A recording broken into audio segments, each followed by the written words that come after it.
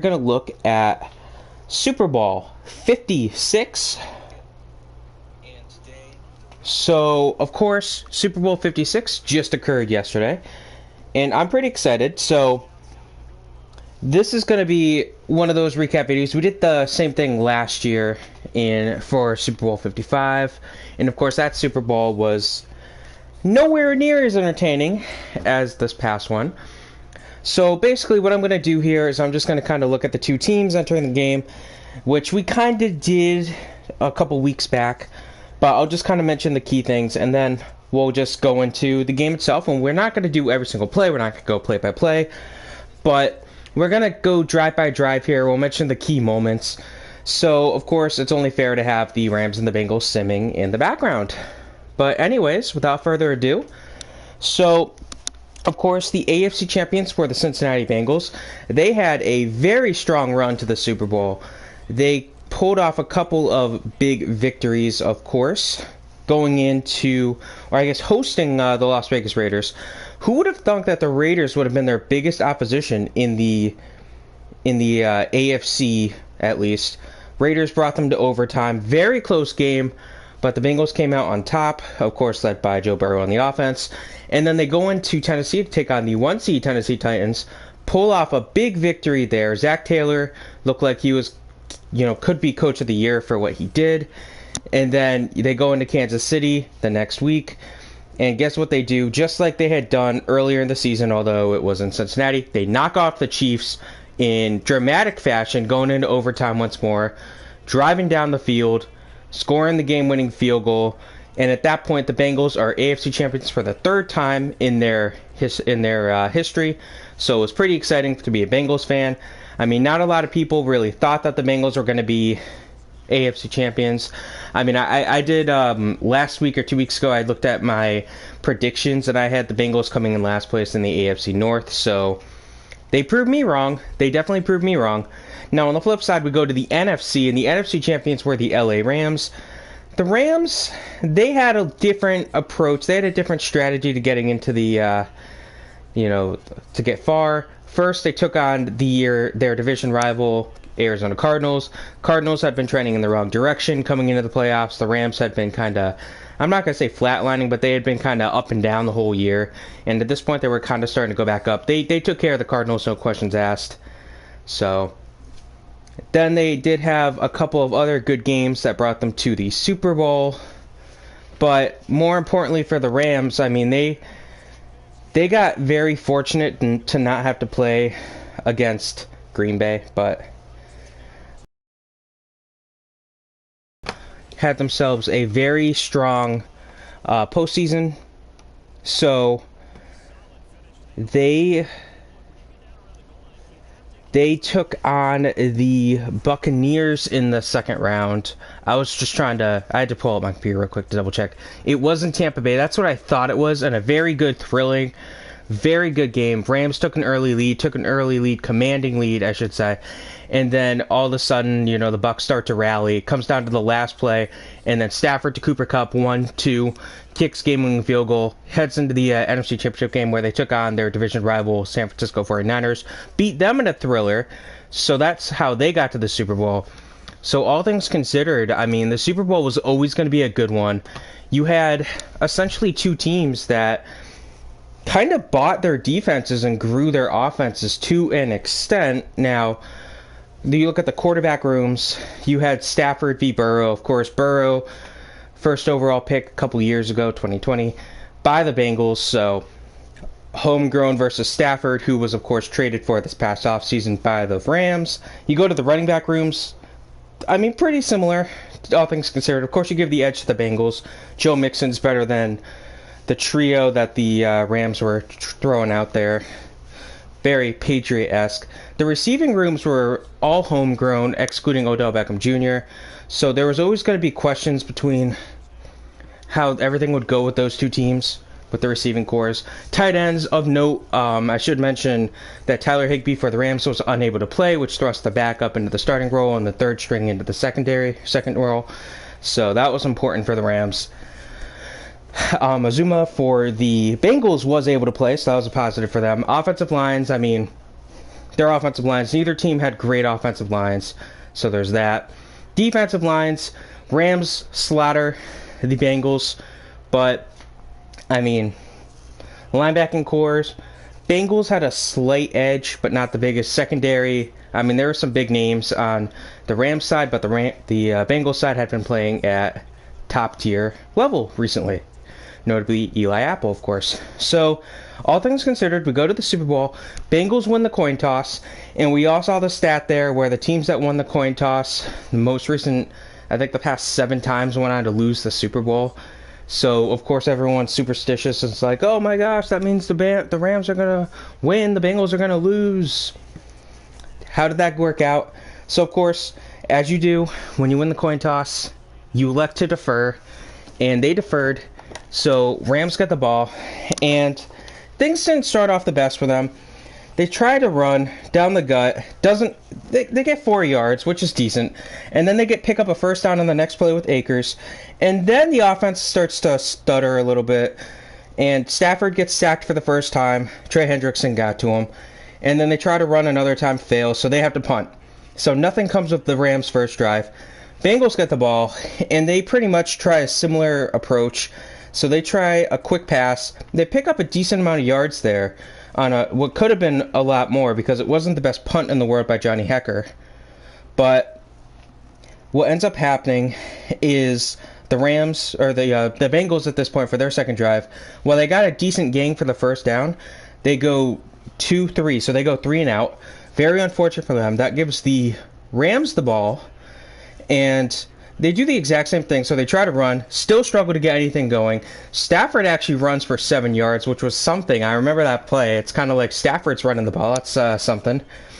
And then Cooper Kupp gets open for 20 yards. That was a bit of a stretch the field a little bit. Finally get Cooper Kupp involved. Finally get the offense, the receivers involved, because the only pass at this point that had done anything was a quick pass to Cam Akers. And then, you try to get the run involved, doesn't work. And then Odell gets a 17-yard touchdown on a pass, of course, from Matthew Stafford. So this puts the Rams up 7-0 because they do, of course, make the extra point. So at this point, Rams are excited. They're up 7-0. Odell continuing his strong. Definitely a highlight-worthy touchdown. It reminded me a lot of Alshon Jeffries against the Patriots in Super Bowl 52. Of course, I'm going to bring that up. You guys know I have to bring that one up. It wasn't as good as like Edelman's in Super Bowl 51, but that's in a league of its own at this point, honestly. So then the Rams give the ball back to the Bengals, and the Bengals, unfortunately for them, go 3 and out. They try a couple quick passes here, and it doesn't work. They tried to stretch the field. They did stretch the field successfully by airing it out to Jamar Chase. Didn't work out, but what it did is it made it so the Rams had to respect the deep ball, which is exactly what Zach Taylor wanted to do in that situation. If you connect, that's good. If you fail, life goes on. At least you're stretching the field. So they have to punt the ball back to the Rams, and at this point, the Rams have the ball, and they're trying around a little bit, and they do a pass, doesn't really work out. Then they get the first penalty flag of the game, a delay game, which was something. And then they still try to run the ball, nothing comes of it, and it's just disappointing for them. That delay game really hurt them, because had they not taken that penalty, they would have gotten a first down here, and then who knows what would have happened. But they end up having to punt, so it technically was a 3 and out, but it was really it was a 3 and out because of the penalty. So, I mean, it stinks for them, but life goes on. So the Bengals get the ball back, and the Bengals go out there. And at this point, Joe Mixon goes and rips a 13-yard run, which was better than the Rams at this point. The Rams running backs combined at this point. I mean, they just weren't getting anything done. And Burrow does a deep pass to Jamar Chase for 46 yards. It stretched the field, beat Jalen Ramsey on this one. And that's kind of... Jalen Ramsey got burnt for the first time in the game. And then at this point, Joe Burrow's just unable to complete. Goes 1, 2, 3, all 3 incompletions. So when they go out, they kick a 29-yard field goal. They probably could have scored a touchdown had they run the ball. I do want to point that out. With how the team was going, I think running the ball would have been smart. But, I mean, it is what it is. So they end up, getting the field goal. And then Rams get the ball back. They try to run, get nothing out of it. First quarter comes to an end. At the end of the first quarter, the Rams are up 7-3. So now we start the second quarter, and Stafford tries to get the ball going, tries to throw the ball, and he gets a deep throw he gets a nice throw to Odell Beckham Jr., gets 35 yards out of it. OBJ is looking good at this point in time, which is good. And then they did a quick pass to Darrell Henderson, who gets another good chunk yards, 25 yards there. And then they keep going, and then Cooper Kupp gets his first touchdown of the game. They get an 11-yard touchdown pass to Cooper Kupp, which is good. However, all things considered, it was a good play for Cooper Kupp. He got open. It wasn't as good as the Odell catch, but it was still a very good touchdown catch.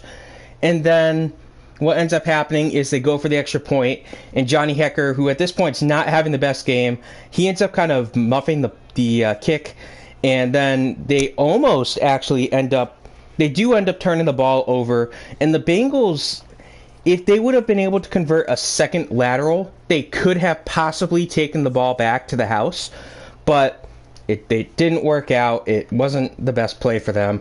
But, I mean, hey, they ended up essentially stopping the extra point, so now it's a 13-3 game, and that is notable because what happens later in the game. So now the Bengals get the ball back, and right off the bat, they do what they were doing. They're doing a good, healthy mix of run and pass, run, pass, run, pass. And they start just going down the field. And, of course, their passing is clicking at this drive. So they're getting, quick pass to Tyler Boyd, quick run. Quick pass to Jamar Chase, run. Quick pass. And it's all working. They're all getting yards out of all this. And then, they're driving. They're in the red zone. You get into the red zone even more so. And then you get T. Higgins, first or second and goal on the 6-yard line. You do a quick pass to T. Higgins, touchdown. Bengals got it. Get the extra point up and good. So at this point, it's 13-10, Rams' favor. But, I mean, it still wasn't the offensive game that everyone was expecting. But it is at the same time. It's very exciting. Now, you get to this point in the game where now the Rams are back. They have a chance to try to drive down the field and hopefully for them at least get some more yards, get a couple points here to end the first half. Because remember, the Bengals deferred when they won the coin toss, so of course they're getting the ball to start the second half. So the last thing you want to do if you're the Rams is kind of give the Bengals a chance. And they try to run, nothing comes of it. They get a nice pass to Van Jefferson, but then on 2nd and 9 at midfield, they do a quick pass attempt to Odell Beckham Jr. Odell, unfortunately for him, like you can see, he goes to cut, and right before the ball comes to him, he kind of shows some pain, and he drops the ball, but it wasn't the best throw anyway, and he goes down. He's kind of staying on the field. He hurts his knee, and he would not return to the game, and this was notable because at this point, all of a sudden, that throws Van Jefferson from what was essentially the number 3 role into the number 2 role. Now, keep in mind, this team originally had Robert Woods, and then he tore his ACL, so then you bring in Odell, and now Odell gets hurt. So it's just brutal for them at this point. Van Jefferson clearly. So it stunk for them, but what are you going to do? That's why you bring in Van Jefferson. That's why you have him here anyway. You trust him enough.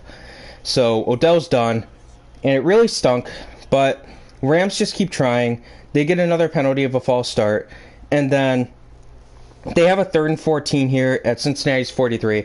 And rather than go for the long field goal, they essentially just try to go deep, and Stafford just airs it out towards Van Jefferson. Doesn't work out, gets intercepted, and that's essentially, if you're a non-football fan or if you're a new football fan, you think, oh, that's a pick, that's not good. In reality, it was just an arm punt because you were going to have to punt anyway, more likely than not. You probably wouldn't have wanted to risk the field goal at that point. It's different if you're down 3 or something, but it was just an arm punt, so there's that. But then you get a bonehead penalty by Vernon Hargreaves, who was not dressed for the game. He was a healthy scratch. And then he goes out and celebrates in the end zone with his teammates. If you're in uniform, different story. If you're out of uniform, it's a penalty, unsportsmanlike conduct. And that just hurts the Bengals. That is a boneheaded play that you should not be doing in any game, let alone the Super Bowl. So, Bengals get the ball back. And the longer field doesn't really help them, but it doesn't hurt them. And at this point, they're just kind of trying to stretch the field a little bit, seeing what happens. And the Bengals do call a timeout after a little bit. And Burrow ends up getting sacked on third down for the first sack of the game for the Rams by Leonard Floyd. And it was good for the Rams. They needed that. So then the Rams end up getting the ball back. Minimal time left. And nothing really comes of it. They go 3 and out. They were trying to drive. They almost got a first down. But they just go 3 and out in midfield. So they decide to punt the ball. And the Bengals, with the ball on their own 19, just decide, you know what, there's 4 seconds. Do we want to go for a Hail Mary, or do we want to just kneel the ball out? Makes more sense to kneel the clock out and go into the second half. So at the end of the first half, it was 13-10 LA over Cincinnati. So now we get to the second half, I should say. And so whatever Zach Taylor and the Bengals coaching staff said seemed to click, because they get a touchback on the kickoff, and bada bing, bada boom, Joe Burrow, T. Higgins, touchdown. One play, 75-yard touchdown. Now, this play is notable because, of course, if you watch the play again, you'll see Higgins did kind of grab Jalen Ramsey's face mask, pulled him to the ground. It should have been a penalty. The play should have been wiped off the board, but they didn't see it or they didn't call it. They maybe thought Ramsey was flopping. I don't know what the situation was for the refs, but regardless, could have been a penalty, should have been a penalty. And even right when the play happened, I'm thinking, how did Ramsey fall like that? That's a weird fall. So, anyway, touchdown, Bengals get the extra point, 17-13, Cincinnati's up. And at this point, the momentum really starts to swing because the Rams get the ball back, and it's on their 17-yard line. Stafford tries a short pass to the now essentially third-string receiver, and he misses it, bobs it up, gets picked off by Awuzie at the 32-yard line. So at this point in time, the Rams just allowed a touchdown on the very first play of the second half, and then the second play of the second half is a pick. So the momentum is so heavily in Cincinnati's favor at this point. If they can score a touchdown here, it might be too much for the Rams to do. So at this point now, we start to see the two teams kind of go out there and get things going. And nothing happens with the first play, but then Burrow gets sacked for the second time. Aaron Donald technically gets his first sack of the game. If you watch the play, Burrow was just kind of running away to avoid the pressure, and he just ran out of bounds, but Donald kind of pushed him slightly. And what ends up happening is we do get a little bit of a scrum here. The Bengals are like, you can't push my quarterback. And, of course, the Rams are like, well, what are you doing? And, honestly, the Bengals coming to the fence like that and getting in Donald's face may have been a big mistake. It's a bit of a momentum thing. You don't want to get Aaron Donald fired up, and they did just that. So they end up going for it on 4th and 1, 2 plays later after picking up 10 yards to Jamar Chase. And Joe Burrow picks up the first down with his feet. And then they try to run the ball. They do a quick pass. And then it's 3rd and 3 at the Rams' 11-yard line. They're trying to get the touchdown because, like I said, it would be a dagger. Doesn't work as Aaron Donald gets through the O-line, gets to Burrow, brings him down for his second sack of the game, setting the Bengals up for a 4th down and 12 on the 20-yard line, and they do the rational thing, and they go for the field goal. They make it. It is good. So at this point, it is 20-13 in favor of the Bengals. So momentum is definitely swinging towards Cincinnati. So now we get to the Rams' second possession of the second half. And this one goes better than their first one because they didn't get picked on the first play. The first play, they do a run. They don't get anything out of it. And they do a quick pass to Darrell Henderson, get a decent chunk of yards. And then they're just trying to figure out what they can do. Cooper Kupp gets a good chunk of yards. Hopkins gets a good chunk of yards. So at this point in time, they're just trying to figure out who the heck can actually get involved, who can do everything. They go with their third-string receiver, Schrocken, and he gets some yards, not a ton. Akers gets stuffed. So at this point, the Rams are kind of like, all right, we got to keep passing the ball. We got to do these passes because if we run the ball, we're not doing anything. And that definitely hurts your strategy because if you're running the ball 24/7 and you're not getting anything out of it, why run the ball anymore?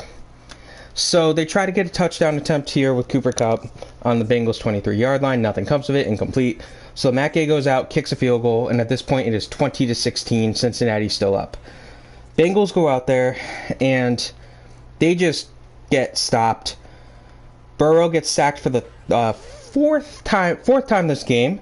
This time by Ernest Jones, who's a rookie. He'd been having an iffy game at this point, so for him to get the sack, it was crucial. Nothing comes of a pass attempt to Jamar Chase. Bengals go 3 and out. Rams get the ball back, and they, just like the Bengals, they go 3 and out, and pretty much the exact same way, too. Awuzie for the Bengals does get hurt on the first play of the drive, though, and that was a big loss for them. Remember, he does have a pick at this point, an interception.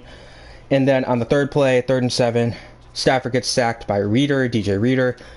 And it wasn't a good play. It wasn't a good move for them.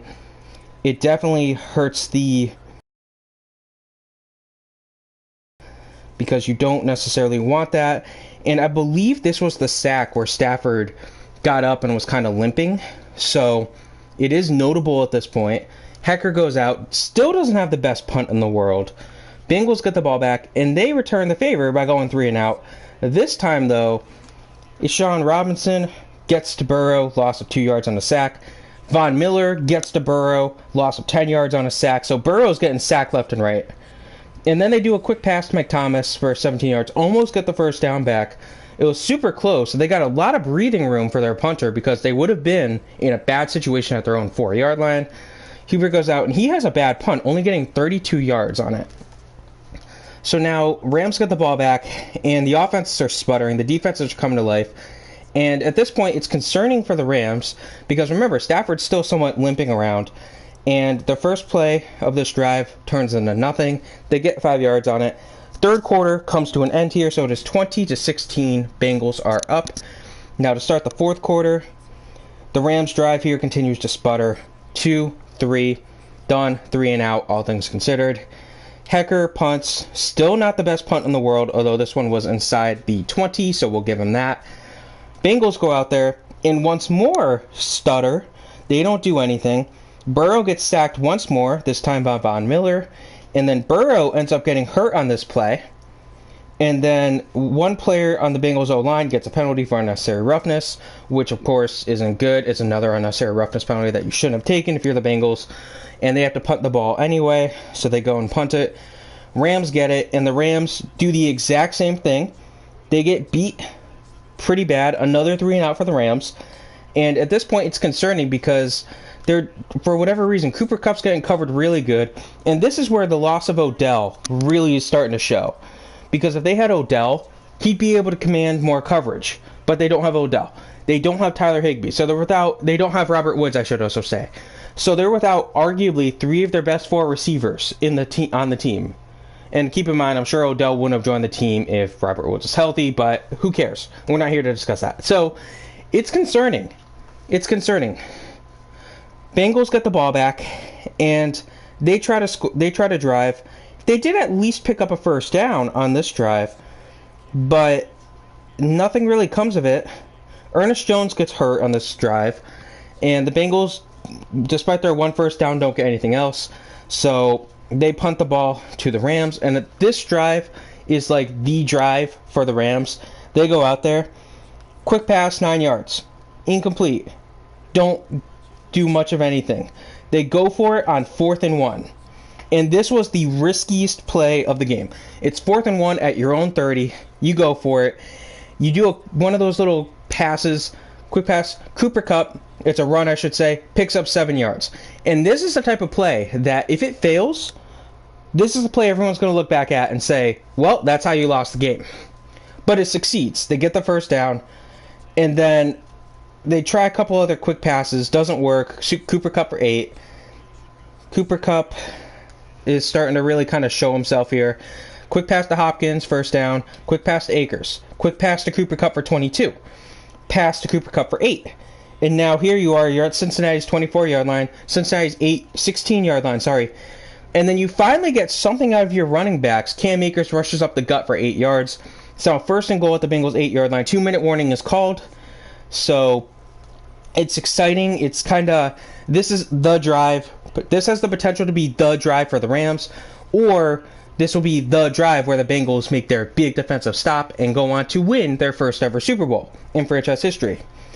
So, first and goal at the 8-yard line, pass and complete attempted for Van Jefferson. Second and goal at the 8-yard line, pass and complete attempted for Darrell Henderson. Third and goal, pass and complete attempted for Cooper Kupp. However, there is a penalty on Logan Wilson of the Bengals for defensive holding.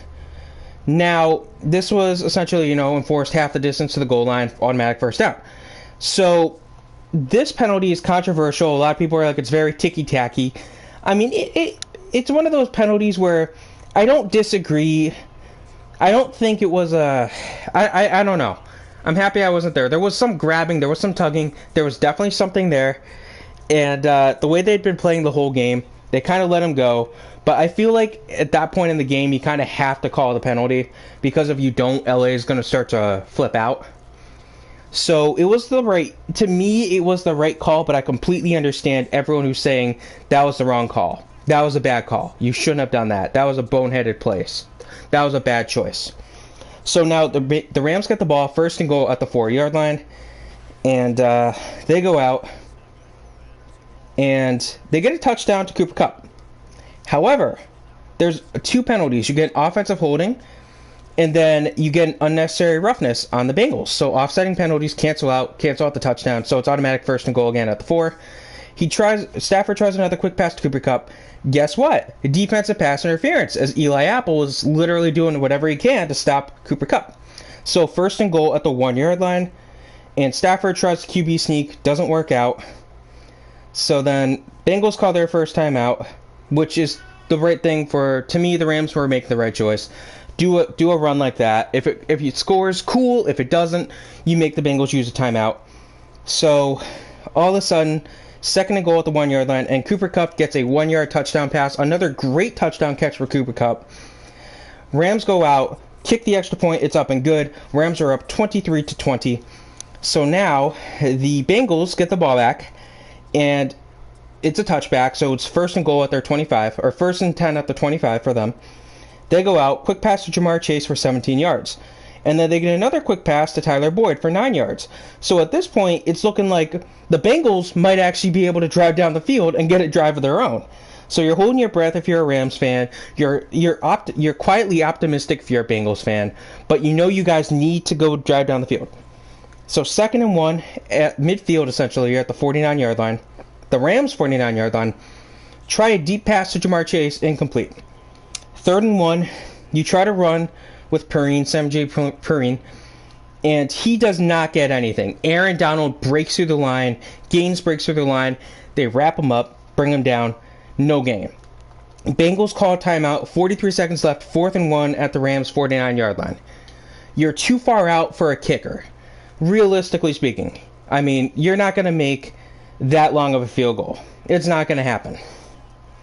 So they have to go for it, and they try a pass to Perrine, or basically they get the ball. Burrow's kind of dancing around trying to buy some time, but the pressure is there. The pressure's in his face, so his number one choice, Jamar Chase, is starting to break free from Jalen Ramsey, but because of the pressure in his face, Burrow is literally wrapped around. He doesn't have the time to throw the ball, so he tries to dump it off to Cincinnati Perrine. Perrine is unable to haul it in, and at this point, once the football hits the ground and you don't see any yellow markers on the ground, you can hear the fans in the stands either gasp or start to cheer, because at this point, the Super Bowl's over. The Bengals only had one timeout left. Rams got the ball back, and the Bengals did the respectable thing. 1st and 10, Stafford kneels, and they don't call a timeout. Game over. Rams win the Super Bowl 23-20. Now, my first reactions. So, first things first, Super Bowl MVP was Cooper Kupp. I did vote for him to be Super Bowl MVP. I feel like he was the best player on the field, all things considered. So, I love what he did. Buzz before the game and even after the game that if he won the Super Bowl, if the Rams won the Super Bowl, he would retire. You saw a very interesting press conference where the reporter asked him, will you retire? And he's like, I'm not, this is an emotional moment for me. I'm not going to discuss that. I completely understand that. Why would you want to discuss that? This is an emotional moment. Like, come on. So, anyways, all things considered, Stafford versus Burrow. Really, depending on how you look at it, Burrow had the better game, statistically speaking, because he didn't throw the 2 picks, but Stafford did have 3 touchdowns compared to 1.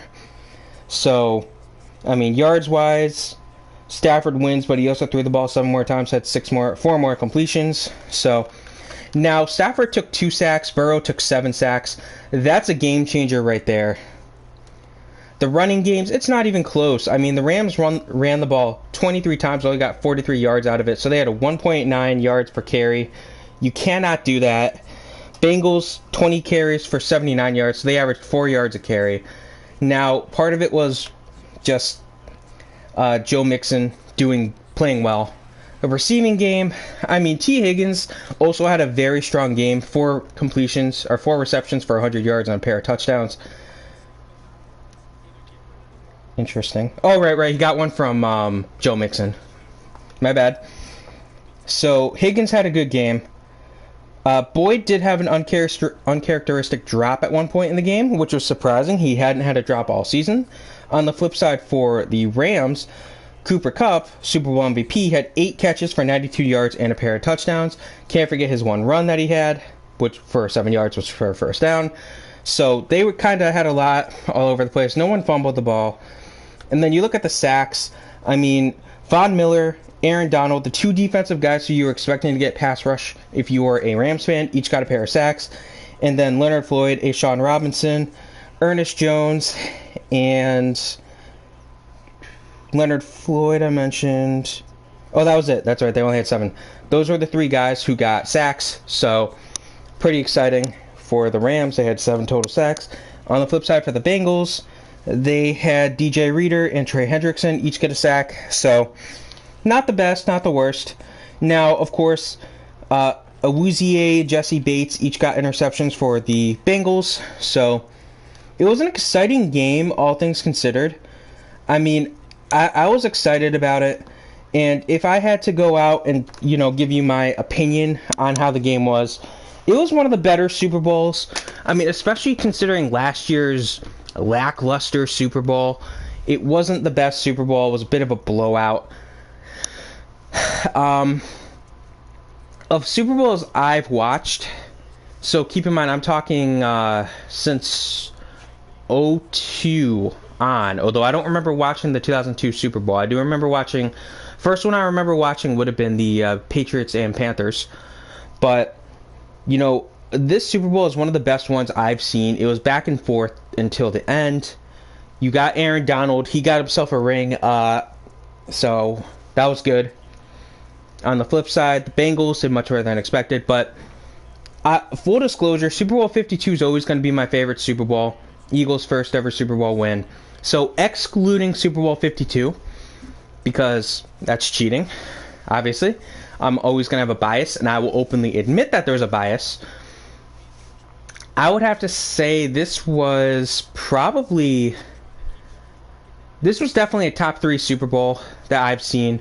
This is one of the better Super Bowls we've seen. Very back and forth. You had good offense, you had good defense. The officials did kind of influence the game at points. The very first play of the second half, and then of course the defensive holding call on the Bengals. Those 2 plays are very suspect, if you ask me. But it is what it is. I mean, that's life. The refs make decisions. And to all the Bengals fans that are saying, well, the refs gave the game to LA. Okay, where were you saying this when Higgins got away with a clear face mask? Like, I'm sorry, it's just I'm not a Rams fan, but that's how I'm looking at it. The refs gave both teams a play. And as far as I'm concerned, it's even at that point. So, yeah. All things considered, though, it was an exciting game. So, my final closing thoughts here. If you're a Rams fan, you guys built a super team to go out and compete and win the Super Bowl in 2021. And I was high on the Rams to start the season. I'm very happy I was high on the Rams to start the season. But I didn't see them winning the Super Bowl. I thought that the Buccaneers were going to do it. If anyone from the NFC was going to do it, it was going to be Tampa, maybe even Dallas. But Maybe I was a little colder on them than I thought I was, but still, I was high on the Rams. I was excited about what the Rams could do. And they built this super team. They went out there. They got some big names.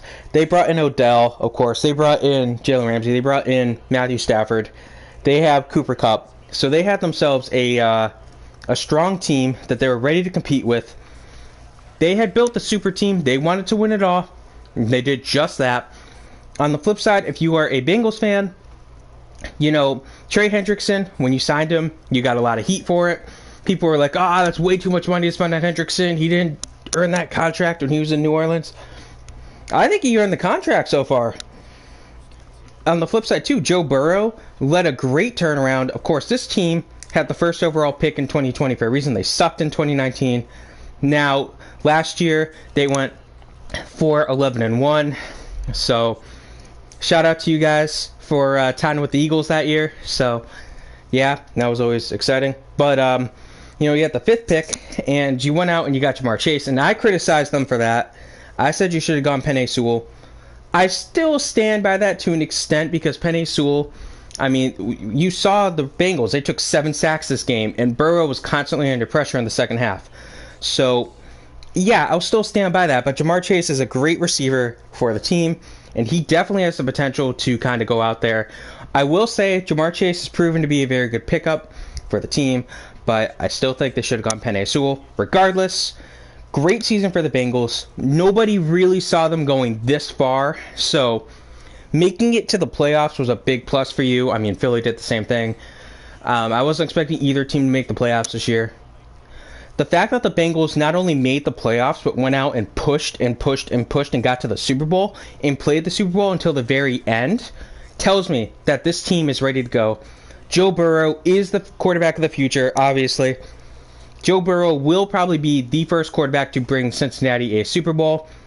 We'll have to see what happens, obviously, but this is a young, talented team. They need to focus on their offensive line. If you are a Bengals fan, you need to work on that offensive line. Hands down. That O-line needs help. 1,000%. If you can get the O-line some help, this team has potential to become like a mini dynasty, especially if you can continue to beat teams like Kansas City. We haven't seen them go up against like a Buffalo, but still. But anyways, you know, it's an exciting year. It was a great Super Bowl. Now the 2021-22 NFL season is officially in the books. So the LA Rams are Super Bowl 56 champions. Congratulations to the Rams. Most notably, I'd like to give a shout out to one of my favorite receivers in the game, Cooper Kupp. I always liked Matthew Stafford. Now he has a ring. He proves that the Fords are built tough. We got this. Excited now for NASCAR season. Of course, it's officially NASCAR season as far as I'm concerned, especially with baseball, but it's going to be exciting. Outside of that, shout out to Aaron Donald. His future Hall of Fame career. The real question for Donald is, will he retire? I think there's a very good chance he retires. And if he does retire, just think about how stacked that class of 2027 is going to be. I mean, now Adrian Peterson had another little incident yesterday, but now you could potentially add Aaron Donald to this group with Jason Peters, Andrew Whitworth, who said he's done, Tom Brady, Ben Roethlisberger. I mean, that's just first ballot, too. Will all those guys be first ballot Hall of Famers? Well, Roethlisberger and Brady have to be. So, if Aaron Donald does retire, I think he has to be a first ballot. And personally, I think if you don't put Jason Peters in, it's a disgrace, but that's me. I'm an Eagles fan. So, anyways, I hope you guys enjoyed this video. This was just kind of me going out, discussing the Super Bowl. It was a great game, all things considered. I loved it, and I was rooting for the Rams, I'll admit it, but I was fine either way. I would have loved to see Joe Burrow get the ring, but at the same time, Stafford deserved it more. Anyways, hope you guys enjoyed this. Have a good rest